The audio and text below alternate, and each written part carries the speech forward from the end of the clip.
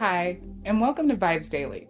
This is a daily devotional curated by VIBEZ Church to help you practice the way of Jesus and be all that God has called you to be. You have joined us for our year-long series titled Devoted. Acts 2:42 tells us that the followers of Jesus were devoted to the apostles' teaching, to fellowship, to breaking of bread, and to prayer. This podcast was created to provide context and commentary for what you read each day. Just before our friends begin discussing today's reading, we want to invite you not only for fellowship, but for prayer as well. We have created the Vibe Daily Chat group to offer you fellowship and a community where you can state your observations, ask questions about the reading or the podcast. You can join us by downloading the VIBEZ Church app in your favorite app store. Click Join the Conversation and join us today. And finally, we hope that you can join us for prayer. Prayer happens Monday through Friday, and more information on that can be found on the VIBEZ Church app under prayer. Now, let's begin our conversation on today's reading.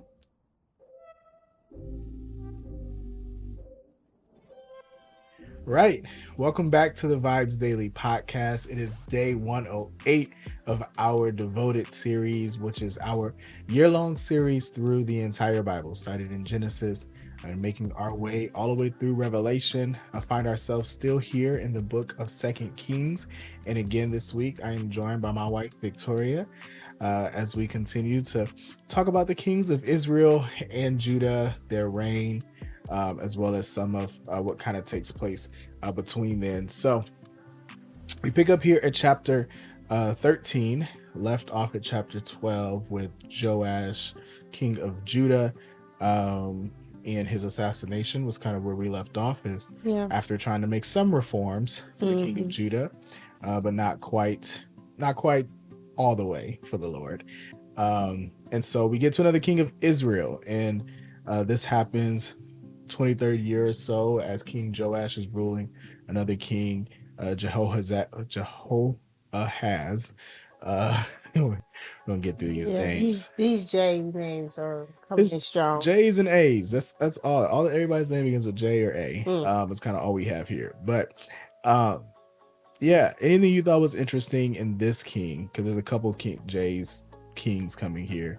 Anything particular in Jehoahaz in the beginning of 13 that jumped out to you? Yeah, this is the beginning where I have to slow down. I actually had to go look up like a chart that had the kings of Israel and Judah, so I can keep track. Because like here, like it starts with one, and then it completes that like king of Judah, and then it was like, okay, then this king of Israel, and then completes this, and then after it completes it, it goes back, and now the next king of Judah, and so like it's hard for me to visualize that, so I had to go look up a chart and to read along with this. But for this Jehoahaz guy, because there's so many of them that keep coming in, so many different kings, especially with Israel. Israel's kings was like in and out. They was like, and you're dead, and they're against fight against, and you reign 7 days. Like it was just a lot of them. But this one I think was really interesting because we really don't see often these kings of Israel seeking the Lord. And so, I mean, like the Lord is like nowhere to be found, right? And so I think this one was really interesting that he stuck out to me, was that here we have the king of Aram or Assyria, whatever your Bible might say, and that he sought the Lord. And the very interesting thing is like, well, just like the Lord said he would, like if they turned to him and they sought him, then like he would hear from heaven and like respond and look out for them, which is so crazy after how many years they have gone against him. It's amazing, right? That like all they had to do was ask. Like that, as you said, despite how much betrayal, denial, blaspheming, just turning away from the Lord altogether, worshiping the gods, they're under siege by King Ahaziel, however you want to say it. And he seeks the Lord, and the Lord listens and raises up somebody to save them. Like, and they just turn right back around and just go do what they want to do. But that part, but like that, which God had to know was coming. Like he didn't believe that this was leading to some reform and repentance in Israel. they just ask for help. Mhm. And I'm just like, oh, like there's two sides to that to me. Like there's the, wow, what kind of God do we serve? Yeah. Like that doesn't matter what I do, I can pray to him, right? Like, because I think that's our fear. Our fear is when we sin or we're apart from him or we've drifted That part. or we're not right with him. We haven't been reading our word. We haven't been doing this. We ain't been to church in a while, whatever. God doesn't want to hear our prayers. Yeah. Or we have to like, hey, first I gotta like work myself up to come to the Lord. I gotta get right first. I gotta get it together before I come and ask him for anything. Yeah. Before I even go back to church, before I go back, whatever. And God's like, this is proof that no, you don't have to do any of that. Any other idol. Just seek him. He probably smelled like an idol temple. Seek him. All he did was seek him. It says he sought the Lord. Sought the Lord's favor. And the Lord listened to him. And the Lord heard him. Mm. Seek him. Right where you are. Yep. You know what I'm saying? Whatever you're doing. And I just, that's so insane. Like, that is the kind of God we serve. Mhm. Like, I feel like even in our stories, like we were in the midst of mess when we called out to the Lord. And like, he met us and then that led to our transformation. yeah, Right? I tell you, right. I was in a jail cell on the top bunk praying to the Lord, like, God, how the heck did I get here? Yeah. Help me understand. Yeah. I mean, I kind of get it because I know what I did to get to this point. But I also know what I knew. Mhm. And I knew where I came from. Just like the people of Israel. Like, I had a relationship. I knew Mhm. God wasn't foreign to me. Mhm. Church wasn't foreign to me. And I'm like, all right, God, if you get me out of this, Right. you know Right. how we like to pray. If you get me out of this, Lord, I promise I will obey and I will turn back to you. At least you kept your promise. I mean, it took some time. It did take some time. It There was some turbulence. It was similar to some of these kings where I was doing some of it, but I didn't get rid of all the Asherah poles, you know? Yeah, Like, high still the places. high places was still there. But like, I don't know, I just love that about our God, that he's just like, yeah, seek me and I'll hear you. And then I think the other piece that challenges me is the extension of that to others. Mm-hmm. Like how quickly I'm willing to allow someone's behavior or character or past or the way that they've treated me or things that they've done dictate what I would do for them. Mm-hmm. Whether I'll pick up the phone when they call, whether I'll respond to a text message, Mm-hmm. whether I'll give when they have a need. Mm-hmm. You know what I'm saying? Like, that is not the way God loves us. That is not what he would expect of me. Yeah. Like, that's the part that I think I'm like also just really challenged by, is that like, man, despite all of that, he heard them and he gave them favor, right? He raised up someone. And I'm like, can I do that for others? Am I willing to do that for others? Am I willing to do for others despite how they may have treated me? Yeah. No, that's good. That's good reflection. Yeah.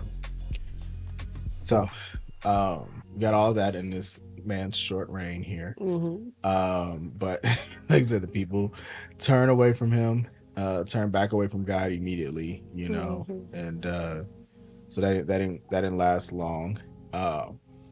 But in Joash's 37th year, you know, his son ultimately reigns, Jehoash, and becomes the king of Israel, and he's there for about 16 years or so. Kind of does evil, and that's pretty much all we hear about him. Yeah, what anything you find interesting, kind of hearing Elisha's story, the end of his story. Okay, so, which is interesting to me, is that number one, Jehoash is the same name as Joash. But my Bible keeps saying Joash for Jehoash, and so it's making me think that it's talking about the same person sometimes.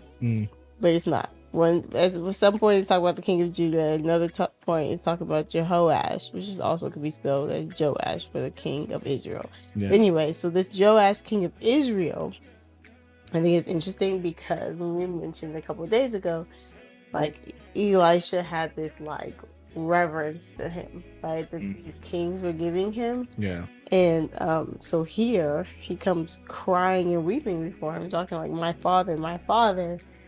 And it's just like, wow, you're calling him father. Yeah. Like, you really do, like, you know, have this like love and appreciation. And like I said, they come to Elisha for everything. Maybe not love.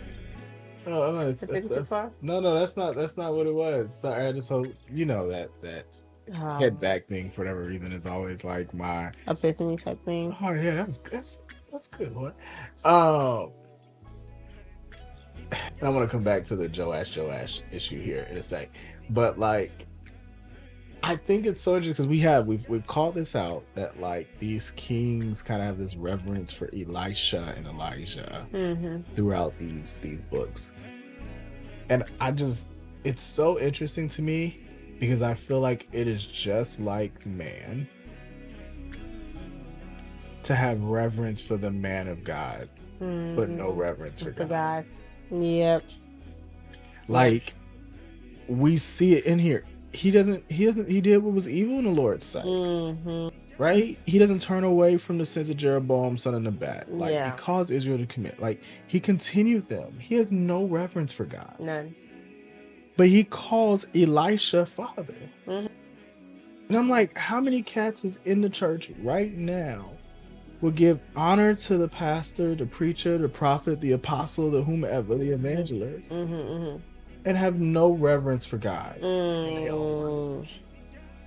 Yeah. They're going to dress up. They're going to give respect. They're going to give honor. They're not going to cuss in front of the pastor. They're not going to drink if they at his house. They're not going to do this, do that, whatever. But as soon as they out of that man's presence, you know what I'm saying? Like, I almost respect, you know, we were joking about David at Saul's funeral, you know, I was making the joke that he was probably cussing on the mic, you know, during the thing, which, you know, obviously David wasn't cussing, but like, you know, as a pastor, I've done enough funerals to see cats like in the church cuss during a funeral because they don't usually be in churches, right? They only in the church because the funeral's at the church. And like, I can almost actually deal with that. Like, because it's like, okay, this is you all the time. You know what I'm saying? Like, if that's what you're doing now, that's probably what you're doing when you're away. That's almost better than the cats that like gonna come in and, you know, act like this is who they are on Sunday, and then Monday through Saturday just living however they want to, you know. But I'm like, this is crazy because I'm like, this is just like us. Yeah, it is. They got reverence for Elisha, and got no reverence for the Lord. No, and that's really good. Like, that's a really good thought. And I think I was even thinking earlier when I was reading this, it's like, well, it makes sense why the Lord has the prophets in Israel, because Israel was cutting up, but Judas still had reverence to God, right? Like, they still had more of that relationship and that connection with God himself, rather than needing this prophet to lead them to God all the time, right? Or to do these signs and wonders before them to show them who God was. Like, they still had the priests and the Levites who were continuously doing that reverence to the Lord, you know? I think that's really good. I'm glad you pointed that out. Thank you, Lord. Joash, I do think it's interesting because obviously I feel like my version to point out like just says Jehoash the whole time. So I didn't necessarily have any confusion as I was reading the CSB. You're reading the ESV. So there's a little bit of how translations work. Translations, even though these are technically both kind of word for word translations, CSB is a little bit of kind of a hybrid of a thought for thought translation. Like, translations are intended to reach a certain audience, right? They kind of like a certain purpose for them. And so CSB, similar to some other versions out there, are meant for like easy reading. Like, the intention is, let's get as close to the original text as possible, but also make it as easy for you to read, right? Whereas ESV is much more like, let's get as close to that text, you know, kind of as possible.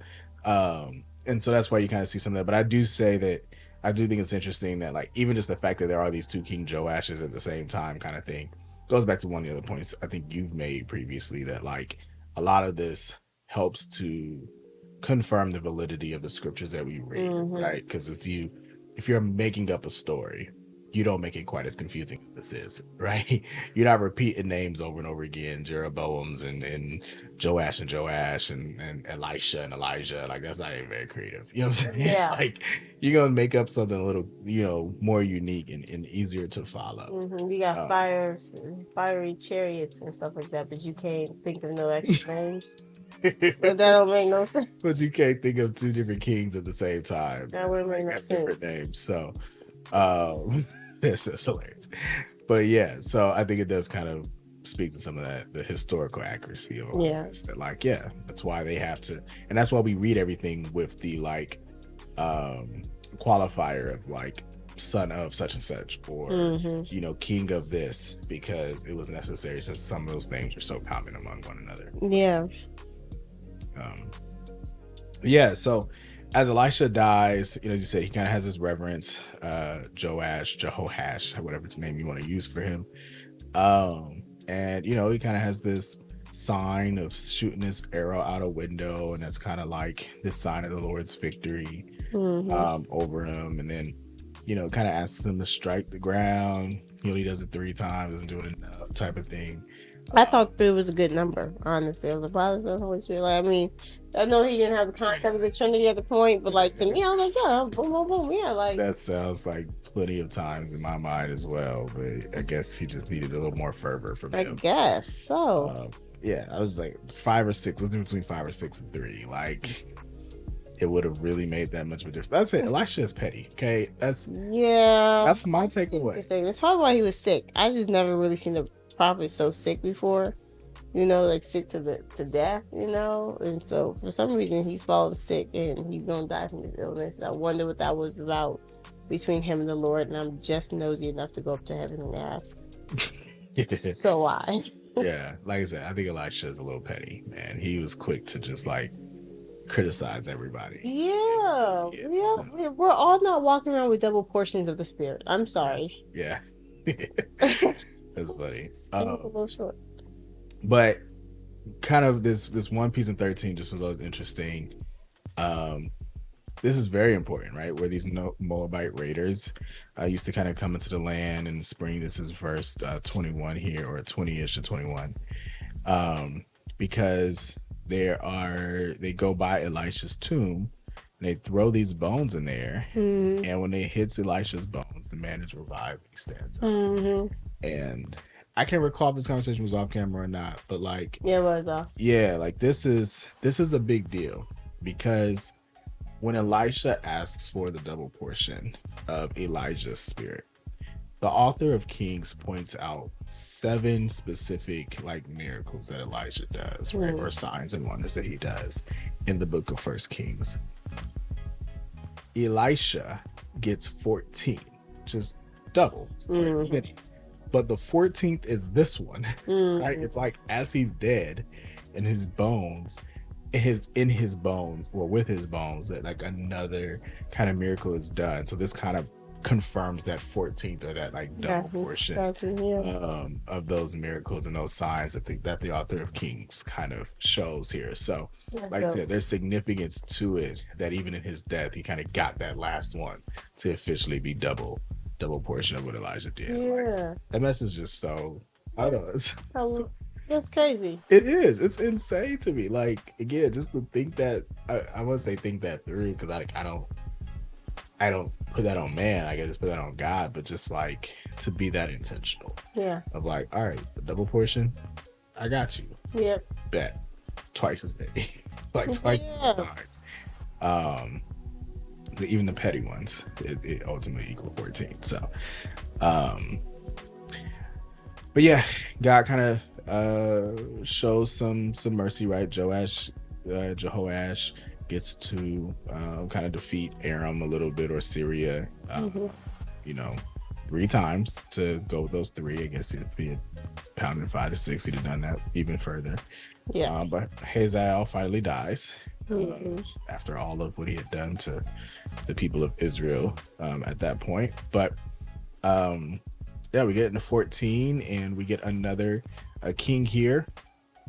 So this is Joash, king of Israel, or Jehoash, king of Israel.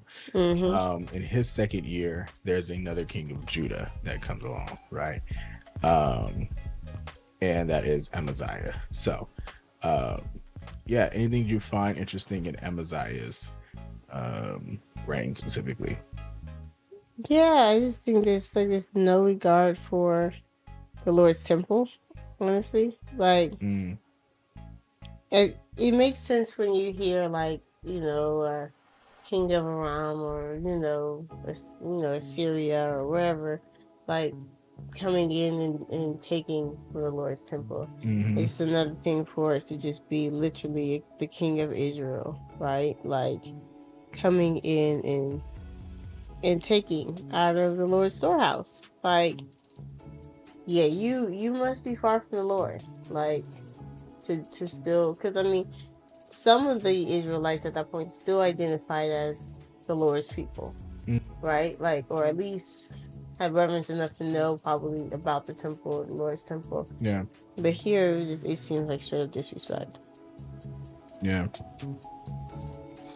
Yeah, I thought it was interesting that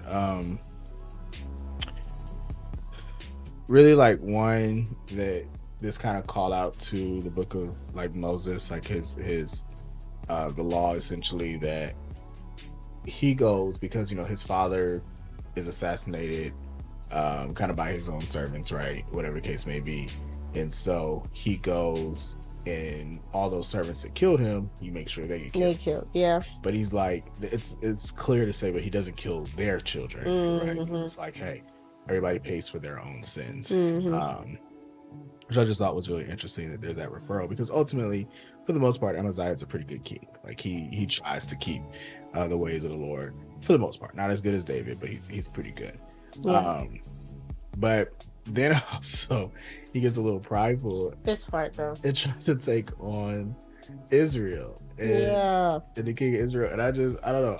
I will say, so King Jehoash, or King Joash, his response was pretty gangster. It was. I had to give it to him. Like, you can do a little time, but don't think you can run that. Because you out here killing the Edomites, like, you just gonna come at me, bro. Like, take a seat, go home, chill out, man. Look, pack your bags. Yeah, I give you a pass.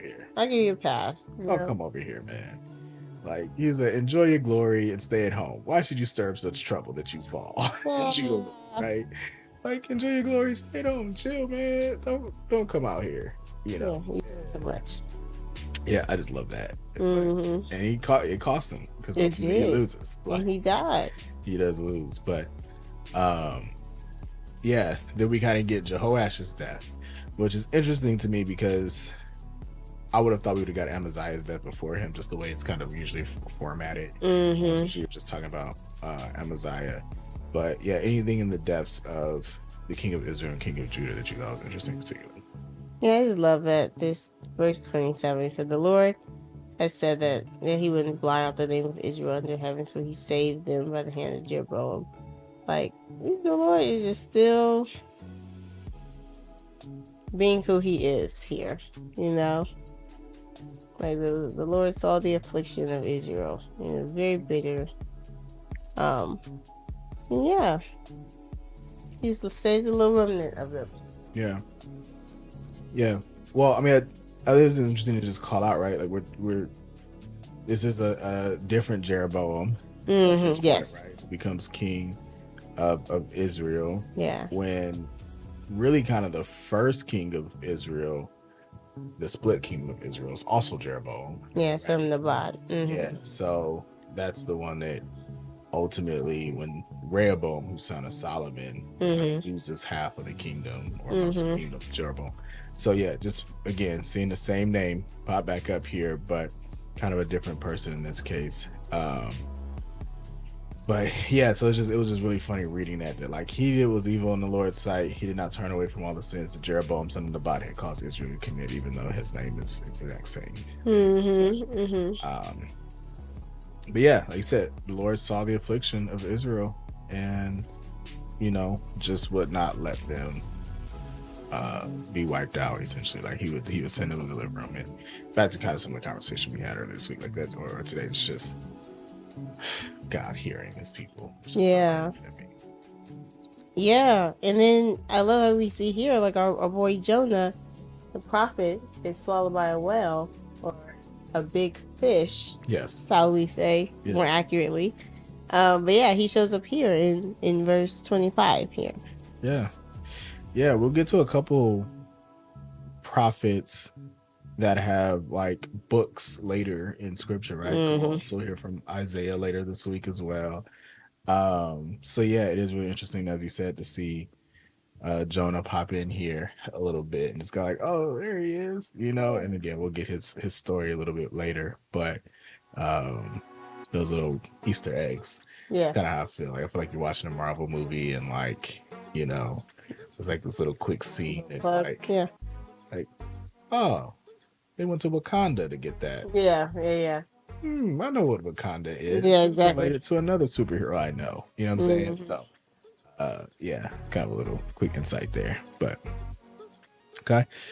So Zechariah becomes the next king after he dies, and that's where we kind of get. We'll get to him a little bit later in 15. But at the beginning of 15, we get Judah's next king, Azariah, and not a whole lot here on him. He's a teenager kind of when he becomes king, which is interesting, but yeah, he kind of, again, another so-so king, kind of does what's right but doesn't do everything that's right. Yeah, he but very interesting, kind of lives in quarantine. Yeah, he was a lover.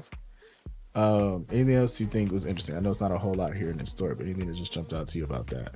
No, I just think it's really interesting, these little nuggets that come out of nowhere.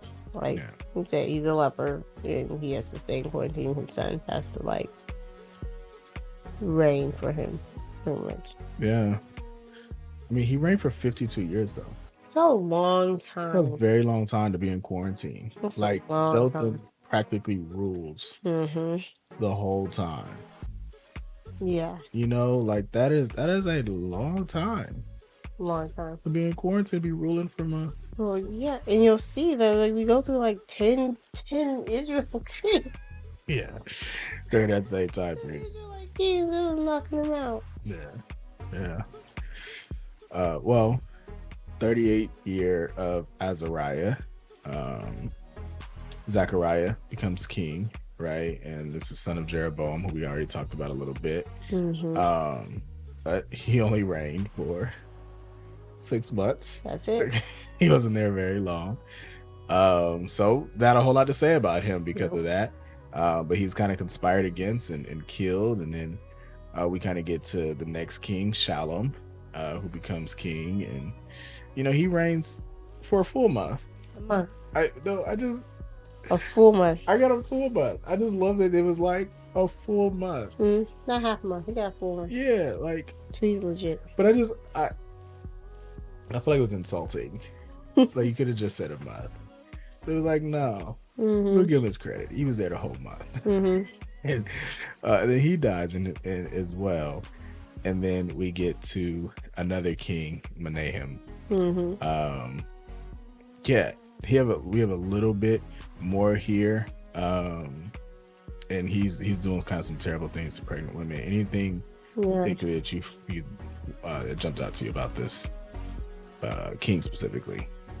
Yeah, I mean, so once we see them, I mean, I didn't expect him to go to the Lord, honestly, on this, but yeah, that he took money from the men of Israel to give to this king of Assyria type thing. I feel like this is where we start to see the dibbling and dabbling of Assyria here with Israel, that, you know, they ultimately eventually get taken away by Assyria. But you start seeing remnants of like Assyria popping its head up and them already submitting to them in certain ways. Yeah. I mean, I also just think it's interesting. Like we're really seeing a drastic difference from Judah in that like these kings aren't really coming from like one line. There's a lot of like different families ruling Israel, right? So like somebody else, some army leader, commander, or some like warrior, whatever, kind Some of servant who just smuggled your master. right, Hazael. Yeah, that like they just take over, and if you kill the king, you get to be the king, type of thing, right? Like kind of law. If I'm the one that kills the king, I get to be the king. But I just think it's so interesting because again in Judah, it's just all the lineage of David. Yeah. Like their son became king, their son became the king, their son became the king. Mm-hmm. But in Israel, you see it very different. Kind of turn of events there. And as we're talking about these Israelite kings in relation to this Judah king, in my Bible, it gets confusing again because Uzziah is another name for Azariah. And so in verse 13 here in chapter 15, we see Uzziah, king of Judah. But then we see in 17, Azariah, king of Judah. And then in 23, Azariah, king of Judah. And so here we go to like this different name. But then back in verse 34, I'm like, now we're back to Uzziah. So it's really confusing because they go back and forth. Yeah. In this ESV version, at least. Mine actually does the same. Okay, cool. Yeah, so I do see Isaiah as well, and same footnotes. So again, this is just a quick plug for study Bibles. This is why study Bibles are so helpful, because these footnotes will tell you, oh yeah, that's also the same as Azariah. Yeah. And those are really helpful in that case. So because if we didn't have enough names. Yeah, that I can't pronounce anyway. So cool. So we get another king of Israel, Pekahiah, and Pekah, which again, very similar names here. All of this still in Judah. Judah still has one king because he reigned for 52 years, a long time. Yeah, anything of those two kings specifically of Israel? No, they was evil and they got killed. Like that's it. It's pretty consistent story thus far, and then we get to Judah's next king finally, who is Jotham, who has really been ruling for the last, for a while. Now he's 25 when he becomes king. So to me, seeing as his father was 16 when he became king and ruled for 52 years, it means he's king until he's like 67-ish, right?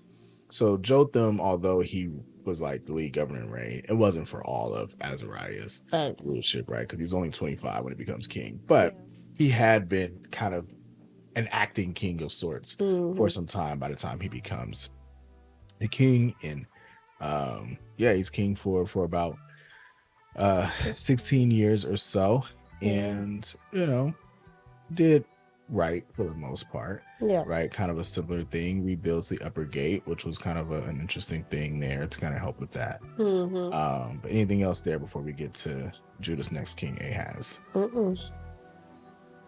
Well, we'll finish with 16 here today, which is all about Ahaz. It's kind of where our last chapter ends, and so this is again another king of Judah. And after his parents or his fathers and grandfathers and stuff had done for the most part pretty well, Ahaz is tripping. He does not do what is right in the eyes of the Lord. What sticks out to you here in chapter 16? Yeah, that broke my heart. I'm like, where'd you come from? But this whole, like you said, even burning his son in the offering and stuff like that, like, sometimes I wonder why the Lord allowed them to even like reign as long as they did, right? Like he reigned for 16 years too.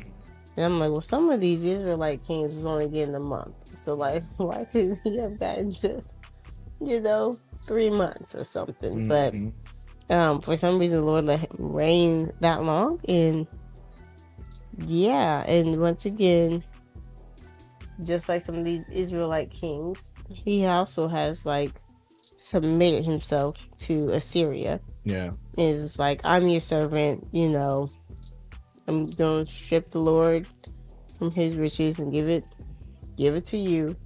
And like it works for a while, right? Like Assyria is going to be a problem for everyone. Yeah. You know. Now, what you think? No, I mean, I think like,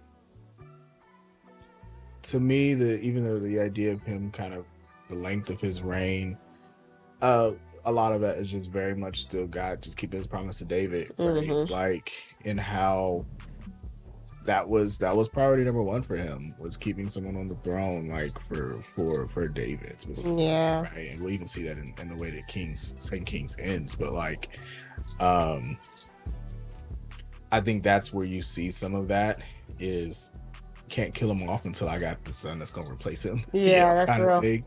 That's real.